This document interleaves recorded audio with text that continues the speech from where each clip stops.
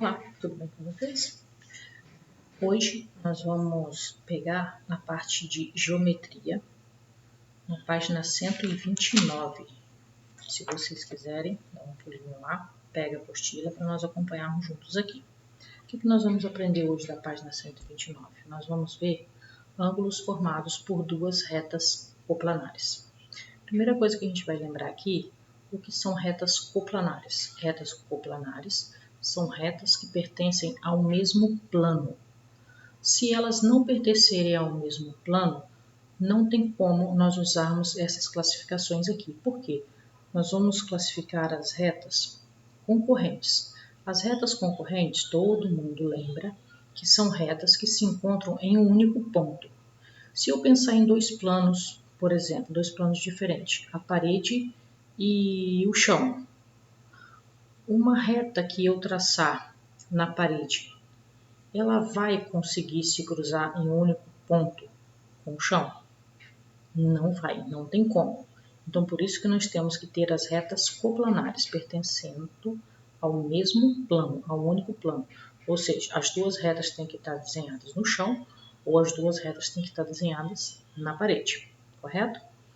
Então, nós já recordamos que são retas coplanares. Nós vamos ver os ângulos formados por duas retas concorrentes. Nós já sabemos e recordamos aqui também que são retas concorrentes, que são as retas que se cruzam em um único ponto, apenas em um ponto.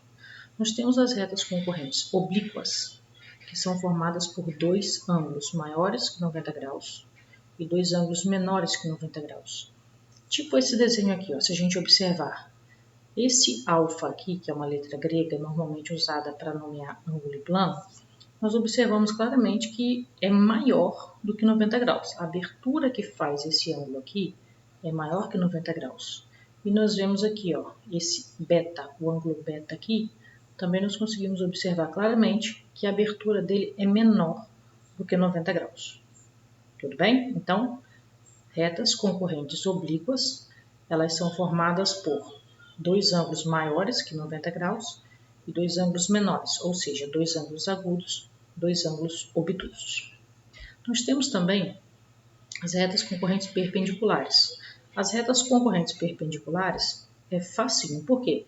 Porque elas formam quatro ângulos de 90 graus. Então, não tem dúvida, não tem mistério, não tem dificuldade para descobrir qual a medida dos ângulos das retas perpendiculares. Todos eles medem 90 graus. O que é o ângulo? Recordando também, o ângulo é a união de duas semirretas de mesma origem. Olha só, nós temos essa semirreta aqui e nós temos essa semirreta aqui. Por que eu estou chamando de semirreta? Porque ela começa aqui e vai para cima toda a vida, não para. Essa começa aqui e vai para cá, para a direita toda a vida, não para. Então, elas começaram no mesmo ponto, elas têm uma mesma origem. Então, é aqui que se forma o ângulo. Essa abertura entre uma reta e a outra é que é denominado ângulo. Bom, até agora, só recordação, tudo isso a gente já sabe. Vamos ver agora a matéria mesmo da semana, que são ângulos opostos pelo vértice.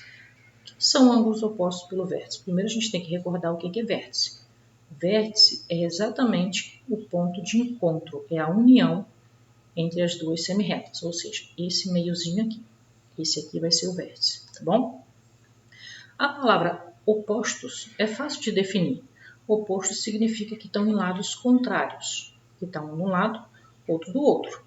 Nós podemos observar aqui que A, ó, é só esse ângulozinho A, ele é oposto ao ângulo C. Por que ele é oposto? Está um de um lado e outro do outro lado.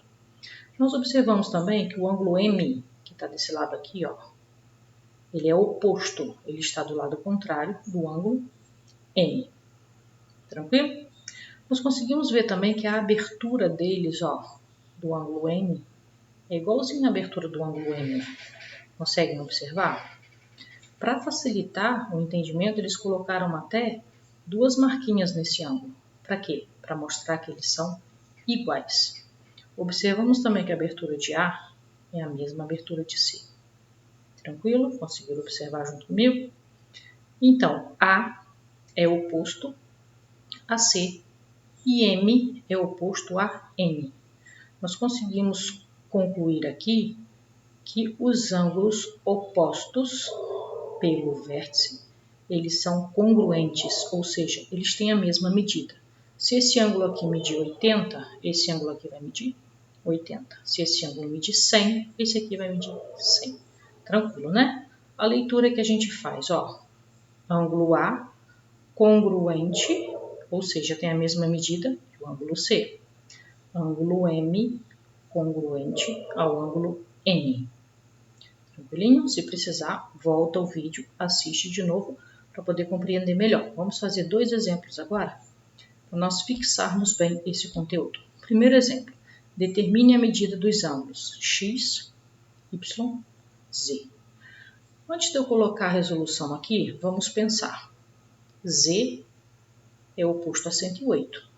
Se o z é oposto a 108, qual será a medida de z? Vamos ver daqui a pouquinho se você acertou. Nós temos aqui, nessa parte de 108, daqui, ó, quando começa o 108, até aqui no y, nós temos um ângulo de meia volta. Lembra quanto mede um ângulo de meia volta? Pensa aí. Isso aí, ângulo de meia volta mede 180 graus. Se aqui eu já tenho 108, quanto mede aqui? Qual é a medida do y? Y vai ser o que falta do 108 para chegar no 180. Ou seja, o y é o suplemento do 108. Vamos lá para a resolução? Temos que o z é oposto pelo vértice a 108. Logo, a medida de z é igual a 108. Nós temos também que o y é o suplemento do 108. Ou seja, y vai ser 180 menos 108. O que nos leva a concluir que o y só pode medir 72. Nós descobrimos 72 para a medida do y. Vimos que x é OPV a y. Se o y mede 72 e o x é OPV, o x só pode medir 72. Vamos lá para mais o último exemplo. Observando as retas concorrentes abaixo e os ângulos formados por elas, olha só, um monte de ângulo aqui, ó. Diga quais as medidas do x, do y e do z. O mesmo jeito de resolver. Primeiro, responde para mim, quanto que mede o y? Deixa eu colocar a resposta para vocês conferirem. O y é o OPV, não é? Qual é a medida dele? Depois nós vemos aqui a medida do x. O x é o OPV a quem? Se ele é o OPV a 120, quanto que vai medir o x? Observa agora, ó, o z. O z ele é suplemento de 120.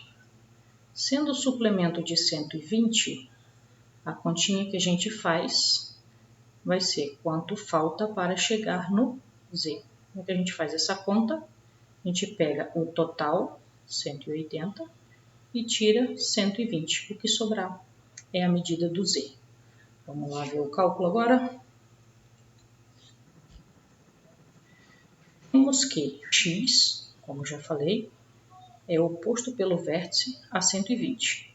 Logo, x igual a 120 graus. Temos também que o y é oposto pelo vértice ao 45. Então, o y só pode ser 45. Temos também que o 120 junto com o z vai dar 180 graus. Ou seja, o z é suplemento de 120. Para resolver isso, basta fazer 180 menos 120. Ou seja, o z vai ser igual a 60. Tranquilo, né? Bem fácil, uma matéria bem facinho, um exercício bem tranquilo para vocês fazerem nessa semana. As atividades são equivalentes a esse conteúdo. Estão na página 131, 132 e vão do número 22 ao número 29. Não é muito exercício, são exercícios bem fáceis, mas qualquer coisa vocês já sabem. Surgiu alguma dúvida, pode entrar em contato comigo nos horários que foram determinados lá no grupo, que eu vou ajudá-los A gente vai tirar dúvida, a gente ajuda a resolver. Vamos fazendo juntos, tá bem? Fiquem com Deus. Tchau, tchau. Beijos para todos.